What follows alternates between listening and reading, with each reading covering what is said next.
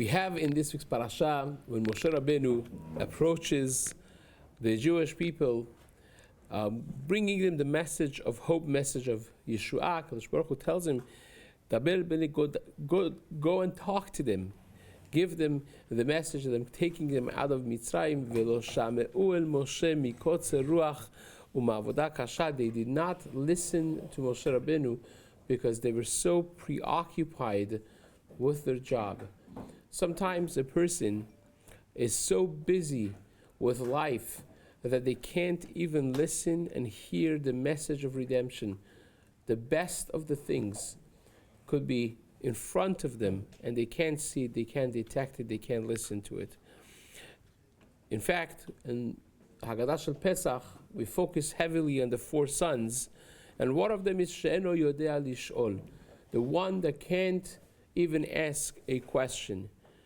And the Mefarshim explain that this is not because he's too young to know this and be able to ask, but this is a person that doesn't know what he is confronted with, is not focused enough to be able to detect, to determine, and to clarify what he knows and what he doesn't, what is a question and what is not a question.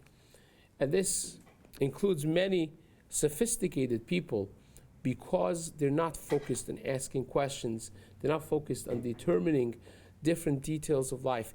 We have a tefillah in Tfilat HaGeshem, in the Nusach Ashkenaz, that says that offering a tefillah, HaKadosh Baruch Hu should save every component of our life from its arch enemy.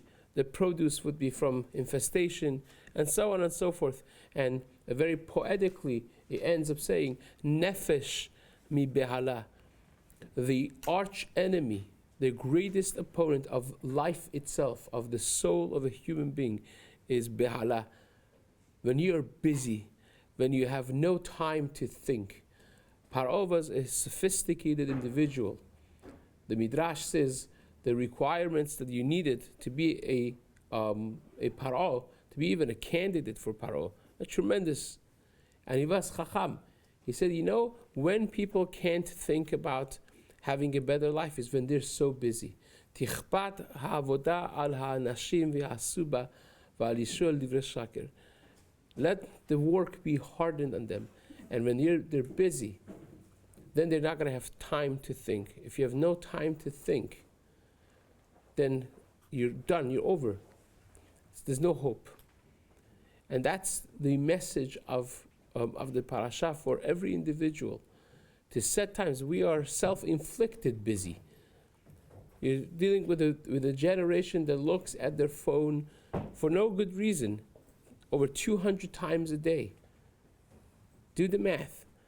How many times, and that's aside from social media and all the other things that are thrown at us.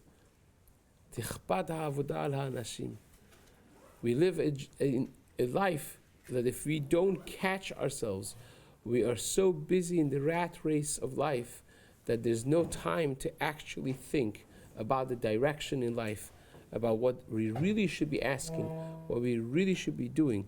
And that's the story of our exodus, our Yetziat Mitzrayim. Mitzrayim is Mitzarim, is boundaries, the bondage of a mental bondage on a person that's self-inflicted sometimes, and with thought, with pondering, a person could break free and break open from that bondage. Be'ezrat Hashem, amen.